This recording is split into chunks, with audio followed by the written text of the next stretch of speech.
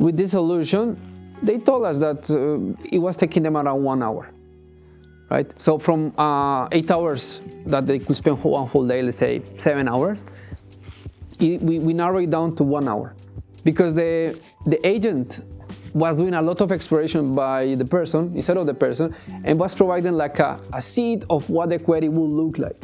So then the data analyst could, this makes sense, ask few questions, clarify, and then validate.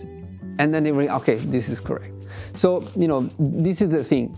I don't think that there is a silver bullet in this text-to-SQL system that will answer your answers accurately 100% of the time and for all the scenarios, but it can speed up the process, like in this case, right? And for relatively simple databases, there is a higher, accuracy in the numerical values, right?